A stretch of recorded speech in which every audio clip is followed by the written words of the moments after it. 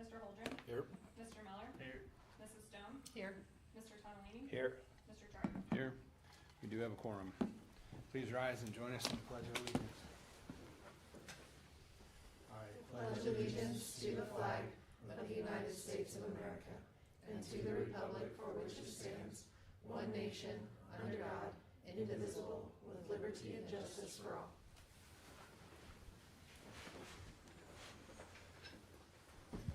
Is there a motion to adopt the agenda? So moved. Second. It's been moved and seconded to adopt the agenda. Is there any discussion? There is no discussion. Roll call, please. Mrs. Garrett. Aye. Mrs. Hess. Aye. Mr. Holdren. Aye. Mr. Miller. Aye. Mrs. Stone. Here. Aye. Mr. Tonnellini. Aye. Mr. Charter. Aye. Motion carries. Next item of business, consent agenda. I move to approve the consent agenda. Second. It's been moved and seconded to approve the consent agenda. Roll call, please. Mrs. Garrett. Aye. Mrs. Hess. Aye. Mr. Holdren. Aye. Mr. Miller. Aye. Mrs. Stone. Aye. Mr. Tonnellini. Aye. Mr. Charter. Aye. Motion carries. Next item of business would be celebrations. Does any board member or Mrs. Cody have any celebrations? I do have 5. One, if you go to the tab in my superintendent's report, you'll see the scholarship recipients from the Northern Colorado Foundation, so that was exciting. You can see their pictures. Also, in the superintendent's report, you'll see pictures from Camp Invention, and a huge thank you to Darlene Miner. She does an incredible job with that. We had 85 children in grades K through 5 attend, 5 middle school junior counselors, 14 high school counselors, 7 staff, and 3 para volunteers. So a very successful program that she put on. She said one of the most successful she's ever put on. A big announcement is that we received a $712,159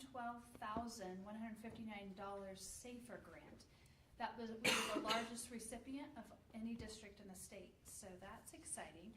That grant is for interoperability radios that can be bridged to dispatch.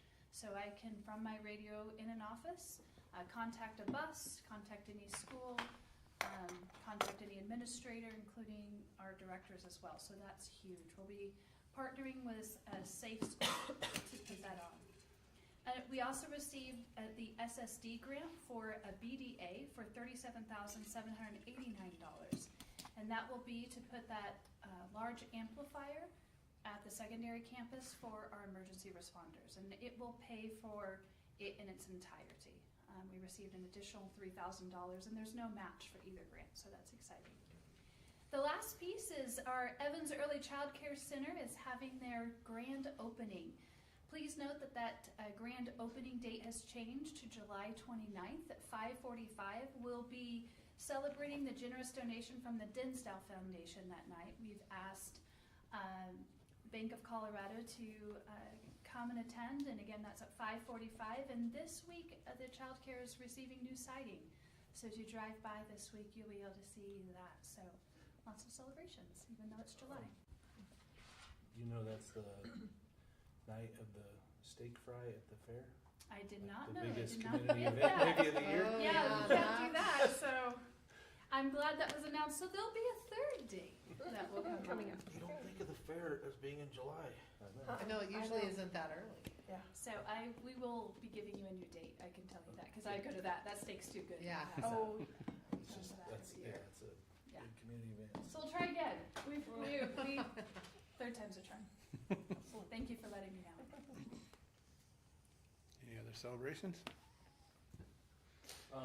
Yes, I would like to give a shout out to the maintenance staff and stuff for having our properties looking primo, really everything mowed, everything looking sharp for the 4th of July. Obviously, a lot of people, especially through the secondary campus and stuff with lining up the parade and stuff, they had stuff mowed and looking really nice, so appreciate that. And, Very good. and Yeah. Mrs. Smith for opening the bathrooms, closing them on a holiday. Okay, next item of business, superintendent's report. Actually, is there any board reports? No. Okay. Superintendent's report. All right, so you have several action items slated for this evening. Before we get into that, just a reminder that our next meeting will be on August 3rd. That'll be a work session and possibly a special board meeting if there are staffing decisions between now and then. So I'll let you know at that time. As far as action items, you have handbooks that we've been talking about now for a couple of months. So they are linked in my superintendent's report. Also an action item for Science of Reading, an updated quote. We wanted to add 8 additional coaching days within 2 years within Thanya Cars on the Science of Reading. You remember Lori Hansen talked about the Science of Reading a couple of months ago. And so this is for that professional development. And that will be paid for with grant funds. You also see the personnel report. And as far as finances, facilities, and transportation, that's where a bulk of your action items are this evening. The first is the maintenance building roof contract. I am thrilled to be able to announce publicly that we have received a settlement, right? We have a completed signed settlement with RMCC and MDZ. I did get permission from legal to be able to share this, so I'm excited about that. I can say certain things, and so I can say that we have a completed settlement. The district will be netting $400,000, which will pay for the entirety of that maintenance building roof contract. That contract is at $372,452. You'll recall we don't know if the insulation will need to be replaced. There is a portion of the insulation in that contract. If we need to replace it in its entirety, that's $60,000. We do not anticipate needing to replace all of the insulation, but we won't know until we open it up. The next one is the student accident insurance. That's for alignment with policy JLA, so we are required to hold that, and that's for $7,470. The third item is one that is going to be new to you tonight. I normally and very typically do not ask you to take action on items that I haven't given you time to talk about and to discuss, but something came up since I sent out my end of week email last week. And that is, we have an opportunity to bring a teacher who was in our district for a number of years and then had to return back to the Philippines because he was on a J1 visa. I didn't know him personally, but I've heard a lot about him. And we would like to be able to have the opportunity to pursue an H1B visa instead of a J1 visa. That would allow for him to stay permanently or in perpetually in our community. So, in perpetuity would be the word there. And so, to do this, we need to retain immigration legal counsel. So I had a consultation appointment this afternoon with an immigration lawyer that was referenced by our district legal counsel. And so that is a second motion if you go into board books and you look under retain legal counsel. The first one is for legal counsel for our insurance. That is for the MERP, right? And if you look at my superintendent's report at the tab that says legal counsel, you'll notice there that I have an explanation of both this immigration legal counsel as well as an explanation of the insurance legal counsel and the need for each. Those are two different legal counsels, two very specific needs. I wish I was asked once at a staff meeting last year, like, why do you need these, another legal counsel? I wish we didn't, to tell you the truth. I have no desire. I'm sure they're good, valuable people, but I wish we didn't need to. That is not something that I like to do in my spare time. But I do believe these are both important. One is an opportunity to have additional funds. The other is the opportunity to provide an avenue for H1B teachers permanently. So, perpetuity. are you able to convert the J1s to an H1B, or you have to initiate them as an H1B? I asked that question since we were on the phone with him, and he's with legal counsel. They said no. Once a J1 finishes their term, they are required to go back to their home country for 2 years. The home country can waive that requirement. However, the Philippines refused to, with the teacher that I'm referencing earlier. I guess the United States said, yeah, we'll waive it. They went to ask the Philippines. They said, absolutely not. You have to come back, and you have to come home for 2 years. So if we don't go with this H1B process, and this teacher goes on a J1, which they're willing to do. They could do that instead if we choose not to go this route. They would be able to be here for 5 years, but then they'd be required to go back after 2 years. So we have some teachers on a J1 right now that after their term is up, they'll have to go back for 2 years. But if we have this process in place, then we can bring them back permanently. And you're not required to keep them, right? It's just like any teacher. But I'll tell you, some of these teachers are very high quality. Good teachers, good So people. while they're on the F1 that they're here now on, can they apply for that status, or is it still, they have to go back and work through that 2 years? That is what the immigration lawyer told us today, is they do not work concurrently. You cannot, because we talked about, well, could we put them on a J1 and then work on this process? And he said, no, then you'll just be returned. He'll have to return. And is this a one-time investment, or is it per teacher? Great question. So if you go into that tab, you'll see the breakdown of cost there. So the total legal cost is just under $3,000. A portion of that is to work on an MOU with an institution of higher ed to put in a clause, because there's a cap on H-1Bs, $85,000 per year. But if you have an agreement with an institution of higher ed, you can forego that cap. And so he said it's just a couple of little clauses that you can put in an MOU, and then you have that set up. So we're hopeful that we'll be able to do that. Any questions on that? And Yeah, so H-1B works just like a regular employment contract, like, so they'd have their annual reviews, and you don't have a commitment of so many years. correct. So And same with J1s. We can keep really good ones and ones that maybe it didn't work out. Yeah, Okay. you could terminate. Okay. There is a clause in there that if you terminate, that you are responsible to give them, one-way ticket back to their country, Okay. or they secure employment elsewhere. Right, there is a piece there. Is there a time commitment for like forever, or just like, where you have to provide the ticket back, or? That's a great question. I Okay, don't know. just curious. That is a great question. Hopefully we never run into that, but it's good to Right, know both ends right. of the coin. Mm-hmm. Yeah, and he said it's just a flight, so it'd probably be Yeah. whatever the cost was for the cheapest flight to Right. wherever Okay. it was, but that is a piece that you mentioned. Any other questions about that? Just for clarity on the motions there's two motions. The first motion includes the MERT piece, does not include the immigration piece. The second motion includes both. So if you desire to include both, just read the second motion. Thank you for that. All right, the next piece is disposing of a vehicle, is a 2005 Suburban with over 330,000 miles, so it's time to take that out of service. This is the vehicle that transported a group of children to Greeley each day to the Sierra School, so we have to have that vehicle. Right now, we're going to move the activity vehicle that we have, the reverse to that, and then you'll see the next item is a vehicle purchase.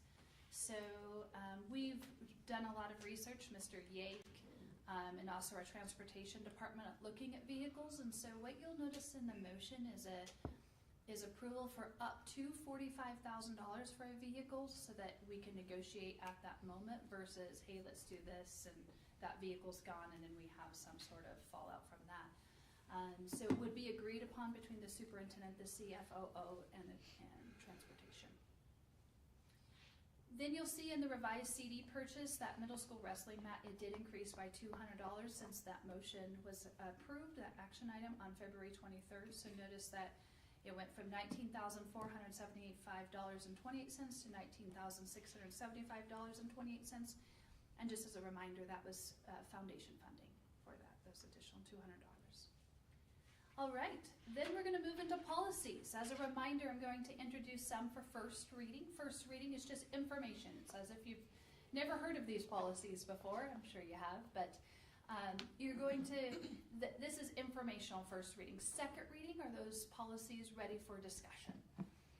And then third reading are those ready for approval. So for first reading tonight, so just being introduced to you, and then you'll have from now until August 17th to read over them and send me your questions, and President Chard your questions, and we're happy to respond to any of those and make sure it has the opportunity to get to the point where we're ready for second reading and then eventually ready for third reading.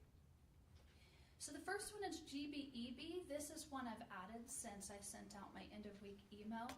Please be aware this is a G policy, so it will go to meet and confer in August for feedback, August or September, but it will go there before a third and final reading, just like your board policy BH says, or BE says. So the first piece, if you'll look down at the bottom of the first page, number 1, there's an addition here that about the use of equipment, provided such use is consistent with policy GBEE, which is one that you're looking at tonight, and the professional boundary requirements of this policy and its accompanying regulation.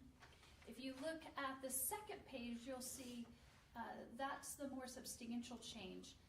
The first piece is about the communicating with students. We're wanting them to use rooms and not texting or social media apps, and just putting that into the code of conduct.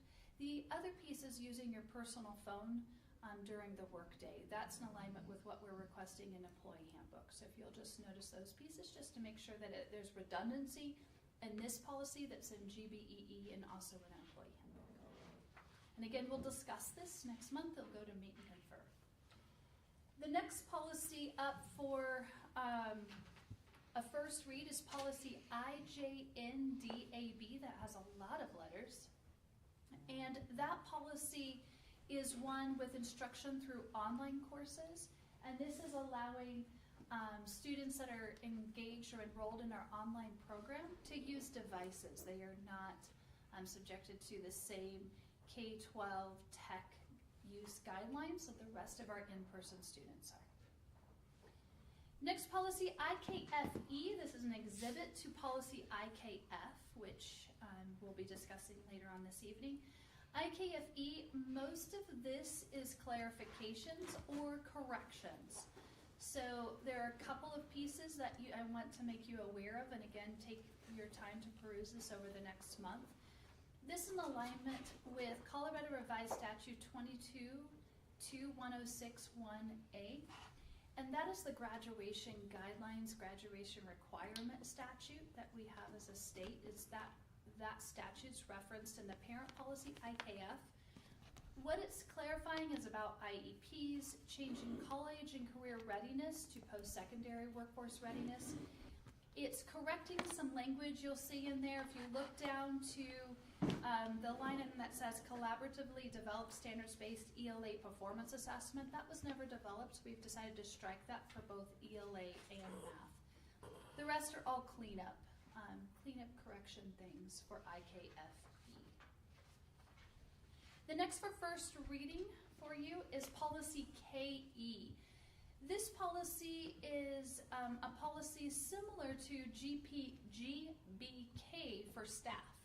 Remember the staff concerns policy that went through the board not long ago? This is the KE, the public version, the community parent version of that policy. So what are those proper channels? And we've just outlined those.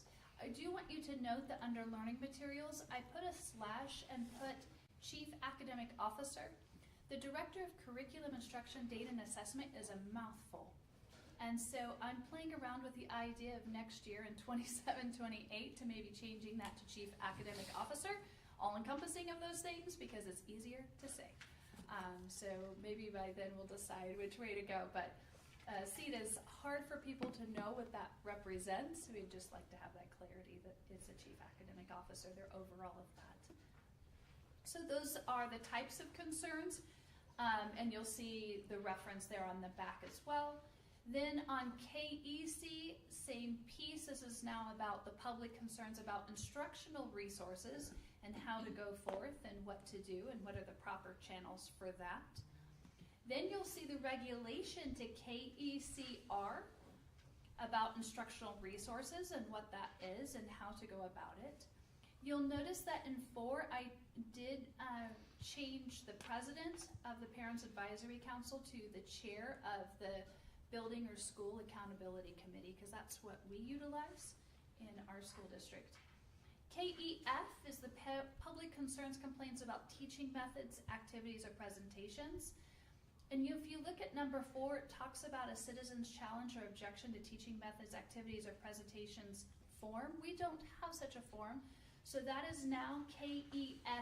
This is another new one since I sent my end of week, because when I reviewed it, I'm like, we don't have a form, we need a form. So here is your form. Again, peruse that over the next month, and we'll discuss that on August 17th.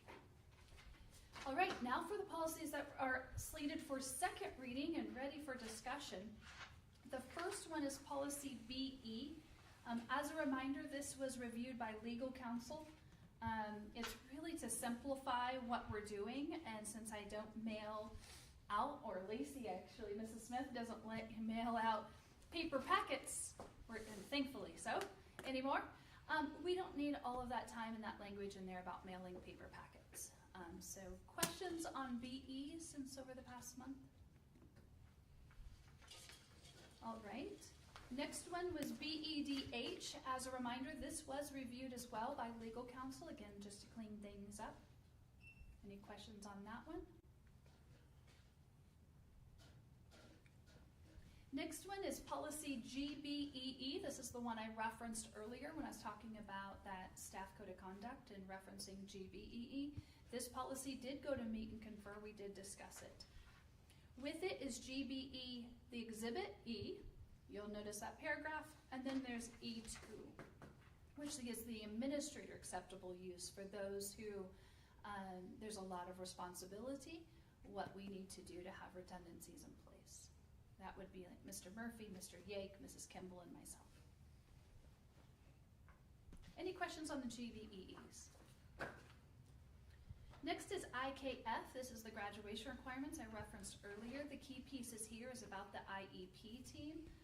We talked about this when I introduced it as a first reading, that you can make accommodations, not modifications, if you're going to graduate with a high school diploma. Then you'll notice a couple of pieces in there about the science, the ICAP, just changing the dates. Any questions since you reviewed over the past month? All right. Then we move to our third reading policies. The first third reading policy is our policy AD, which we have discussed at length through retreats, work sessions, and so forth. And so this is your new mission, vision, and core values. As a reminder, your vision, every graduate will be equipped to become a responsible and productive citizen.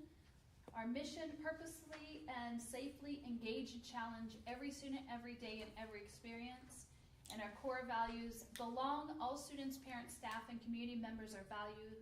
Rise, all stakeholders will strive for excellence. Unite together, everyone is held accountable to serve with integrity. Students first, and honor, character, effort, and achievement are valued. You kept the acronym BRUSH. And so Mrs. Smith today was researching signs. So those are just temporary signs over in your case. There will be permanent signs made out of the same material. I think it's those, right? The metal signs that will be displayed either in the room. Mrs. Smith knows better than, she's much better at that, and has it all figured out. So excited that that's up for a third and final reading. And you notice we went ahead and made some of those revisions to mission, vision, and core value in the handbooks.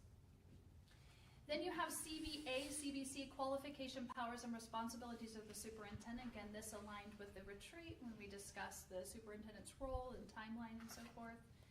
Same with CBI as the evaluation of the superintendent. And then the regulation to the evaluation of the superintendent. Any questions with any of the CBI policies? Ready for third reading. And the last is the meet and confer committee. Remember, we had a few small revisions to that. And with that, President Charter, I'm finished. Any questions or concerns about any of that? Okay, next item of business, community comment. I don't believe any tonight. Next item of business, 8.1, 2026-2027 handbooks.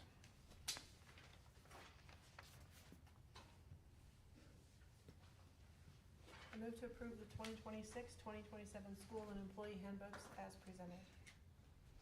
Second. Motion has been made and seconded. Is there any discussion? Mr. President, Yes. I've been working very closely with Marcia on the handbooks.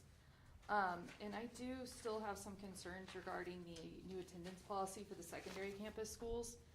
I don't think that it's very clear on that if you turn in an excusal form, the form that has to be filled out by the parents, they can get, like if you're just sick, you call in sick for the day. Your parent calls you in, you have to fill out a form. If the form does not get turned in, any work assigned during that absence, verified or not, can only be submitted for 60% credit. So I feel like that's kind of, I believe it said they have 24 hours to turn the form in after they get back. I'm just really failing to understand why we need to have another form if a parent is calling in and verifying that their student is absent. I did reach out to an administrator at secondary campus, and some of the answers we got was that it was a truancy issue, that they were hoping it would move stuff to excused versus unexcused for truancy protocols. So I'm just really struggling with making parents go through another step to call your kid in sick. I know some of us have multiple children, and if the whole house is sick, that's kind of a lot to keep up with at one time. So that's just my comments for that part. And I know I have one other concern reading through it, just in how we're gonna really universally enforce it. Like, how are we gonna expect teachers to check every time they're grading a day? The absence was excused. Who's making sure each teacher's following through?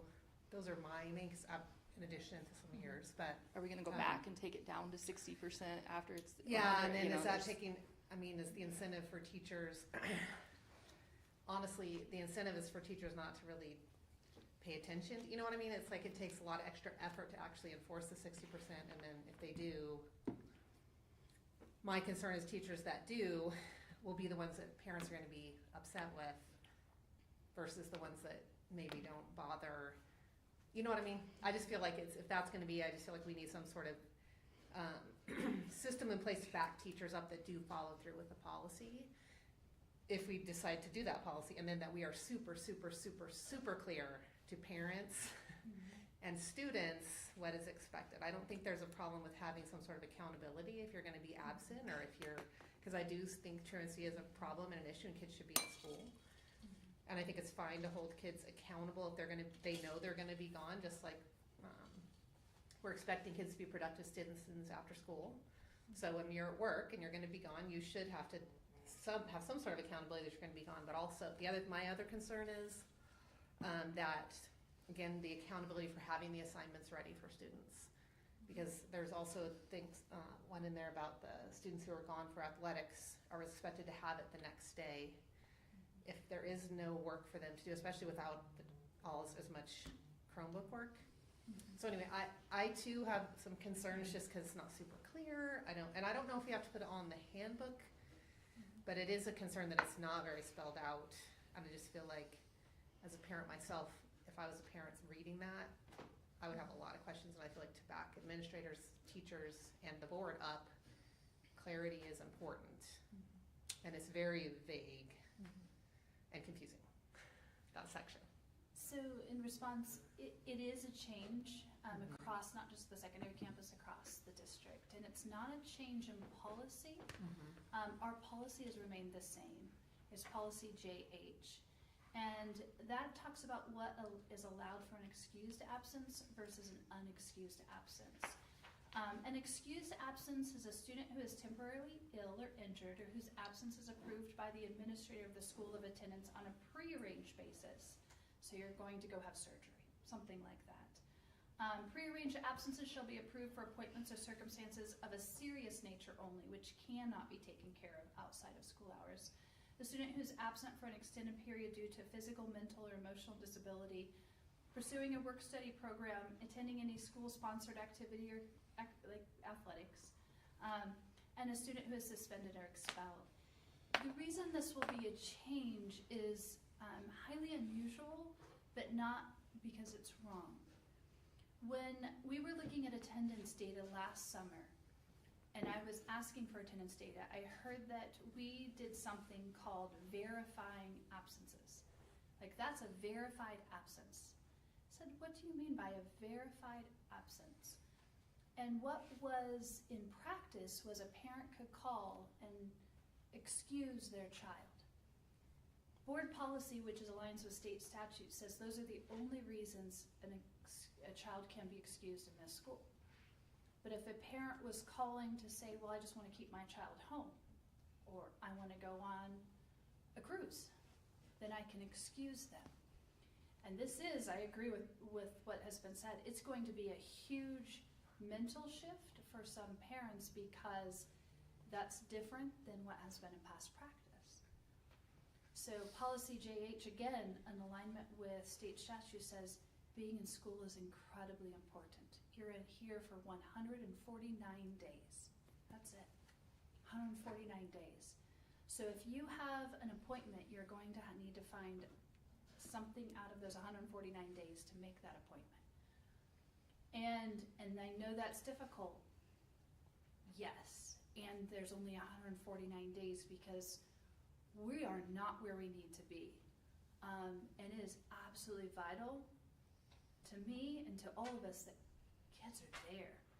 We have a lot of chronically absent students, and we've got to shift that. And truancy is something. I'm meeting with our truancy lawyer tomorrow. And so this practice that's outlined in the handbook is in alignment with our board policy.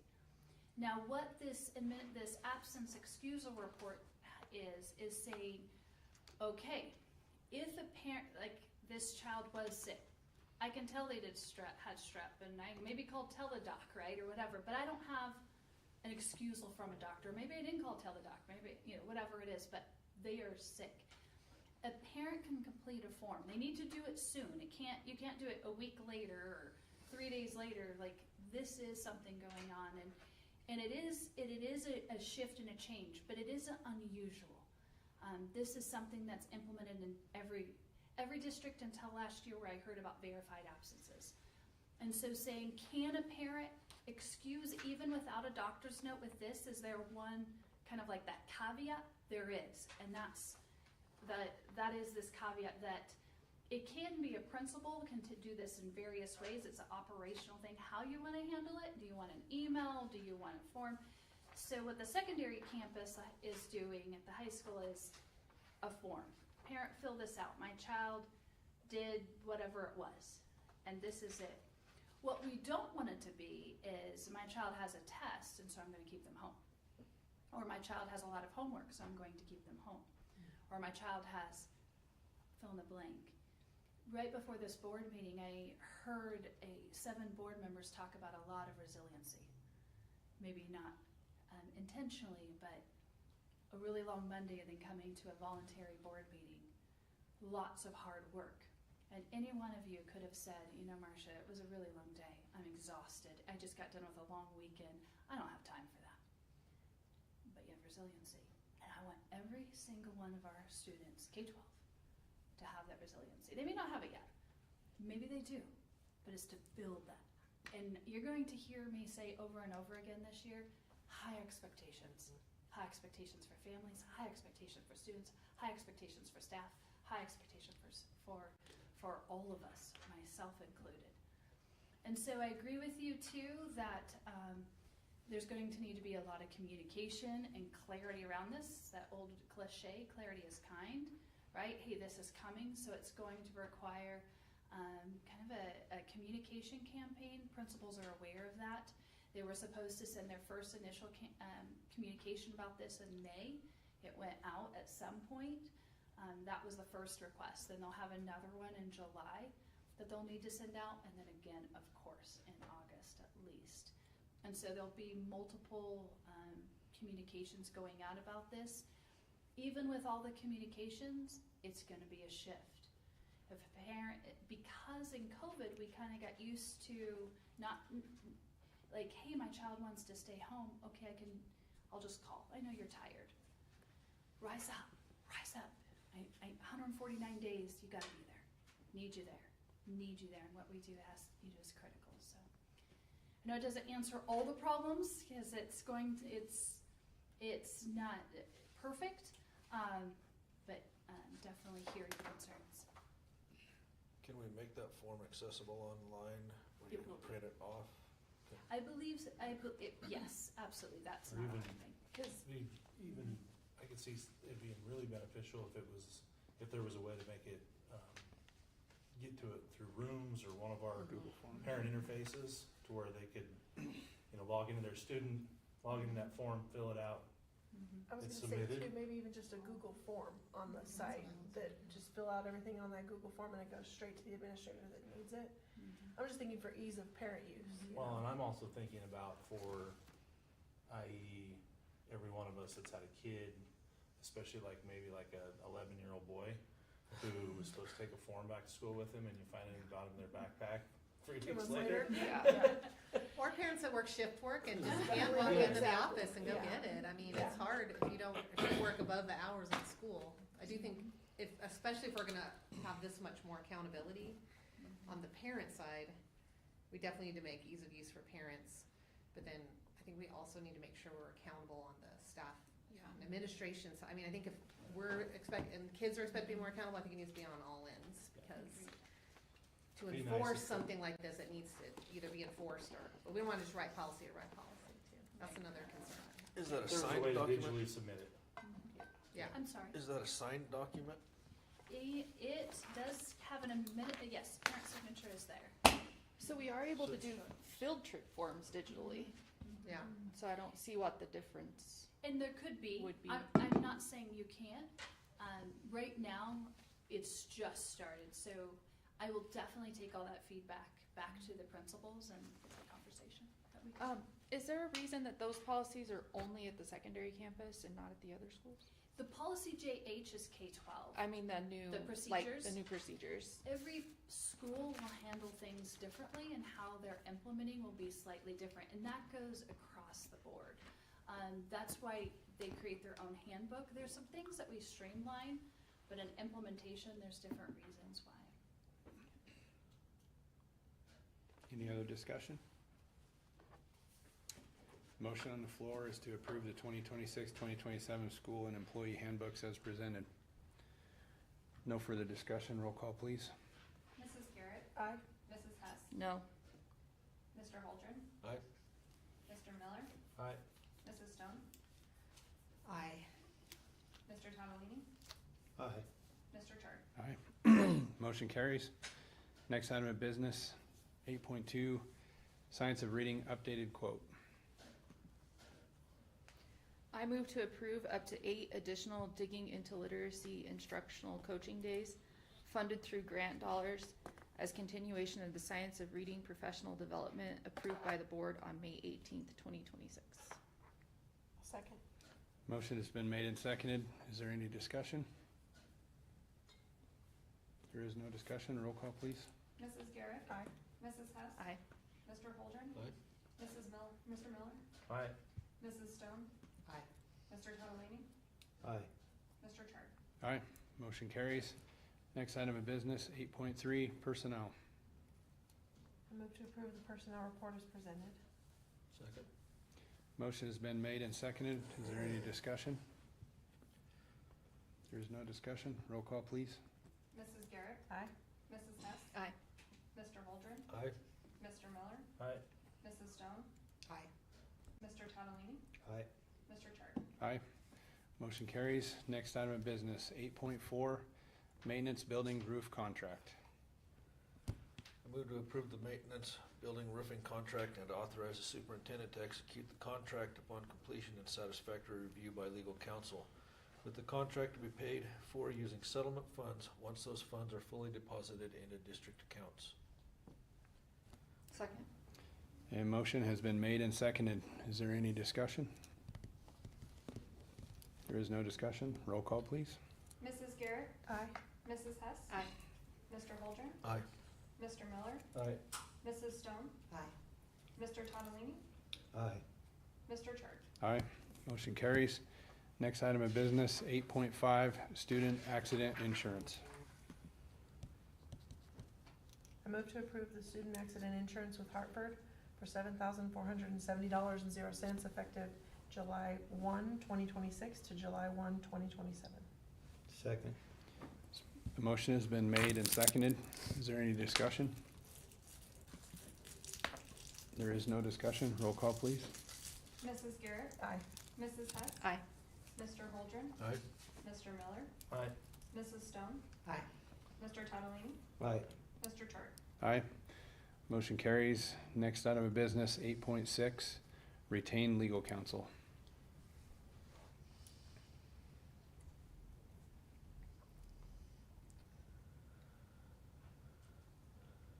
I move to approve the retention of fiduciary risk management as legal counsel to represent the district in the recovery of remaining funds from its medical and expense reimbursement plan with Unified, and to authorize superintendent to execute the engagement agreement under the reduced fee structure of a $250 an hour rate not to exceed $75,000.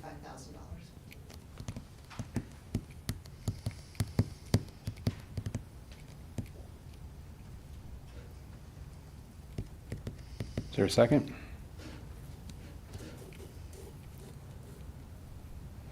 Motion dies for lack of second. I move to approve the retention of fiduciary risk management as legal counsel to represent the district in the recovery of remaining funds from its medical expense reimbursement plan with Unified under the reduced fee structure of a $250 hourly rate not to exceed $75,000, and the retention of Joseph and Hall as immigration legal counsel for H-1B visa matters, and to authorize the superintendent to execute both engagement agreements. Second. Motion has been made and seconded. Is there any discussion? There is no discussion. Roll call, please. Mrs. Garrett. Aye. Mrs. Hess. Aye. Mr. Holdren. Aye. Mr. Miller. Aye. Mrs. Stone. Aye. Mr. Tadalini. Aye. Mr. Chart. Aye. Motion carries. Next item of business, 8.7, audit engagement letter. I move to approve the engagement of DMC Auditing and Consulting LLC to perform the district's financial and single audit for the fiscal year ended June 30th, 2026. Second. Motion has been made and seconded. Is there any discussion? There is no discussion. Roll call, please. Mrs. Garrett. Aye. Mrs. Hess. Aye. Mr. Holdren. Aye. Mr. Miller. Aye. Mrs. Stone. Aye. Mr. Tadalini. Aye. Mr. Chart. Aye. Motion carries. Next item of business, 8.8, resolution 2026-08, dispose of 2005 Suburban. I move to approve resolution 2026-08. Second. Motion has been made and seconded. Is there any discussion? There is no discussion. Roll call, please. Mrs. Garrett. Aye. Mrs. Hess. Aye. Mr. Holdren. Aye. Mr. Miller. Aye. Mrs. Stone. Aye. Mr. Tadalini. Aye. Mr. Chart. Aye. Motion carries. Next item of business, 8.9, purchase of vehicle to replace vehicle needing to come out of service, 330,000 plus miles using capital reserves fund. I move to approve the purchase of a new vehicle up to $45,000 out of capital reserves with a specific vehicle to be agreed upon by the CFOO, interim transportation director, and superintendent. Second. Motion has been made and seconded. Is there any discussion? Clarification. Does the terminology new in the motion require the purchase of a new vehicle, or is the intent a replacement vehicle that could be a used vehicle? It could be a used vehicle, so that would be a correction. So the intent of the new would be new to us. I believe this is a matter where you could clarify your motion. Okay, I would like to clarify my motion, and where I said new vehicle, it could be a new or a used vehicle, up to the $45,000 out of capital reserves. Do we have a second on that? Mrs. Hess. Motion has been made and seconded. Roll call, please. Mrs. Garrett. Aye. Mrs. Hess. Aye. Mr. Holdren. Aye. Mr. Miller. Aye. Mrs. Stone. Aye. Mr. Tadalini. Aye. Mr. Chart. Aye. Motion carries. Next item of business, 8.10, revised activity CD purchase of middle school wrestling mat. I move to amend the motion made at the February 23rd, 2026 meeting to increase the purchase of the wrestling mat from $19,475.28 to $19,675.28 out of the Pettis Foundation funds. Second.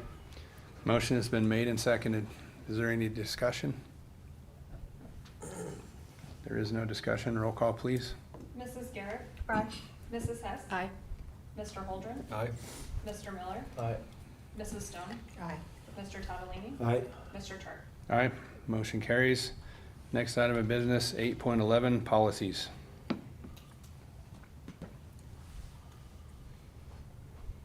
I move to adopt the policy changes as outlined in Exhibit A, Policy Action Summary, July 6, 2026, including all final approvals and all advancements to third reading.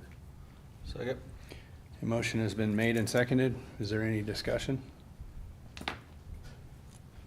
There is no discussion. Roll call, please. Mrs. Garrett, Aye. Mrs. Hess, Aye. Mr. Holdren, Aye. Mr. Miller, Aye. Mrs. Stone, Aye. Mr. Tadalini, Aye. Mr. Charter. Aye. Motion carries. Next item of business is information items. So the next work session will be August 3rd at 6 p.m., possibly a special board meeting that night as well. And then next regular board meeting would be Monday, August 17th at 6 p.m. Mrs. Cody, do you have any clarifications or anything that occurred during this meeting or any next steps that we need to mention? Sir, I do not. Any board member have any clarifications? Any board member hear anything during this meeting that you feel needs to be addressed in policy or added to a future meeting? There's no further business. Meeting is adjourned. Lacey, you didn't even have to knock on wood. I know, like, I cannot tell you how glad I am I didn't say anything to Wayne about that. The sun is still up, Lacey. I get to go and watch the rest of the US game, I'm happy about that. Oh, yeah, I forgot about that one. Playing soccer last night.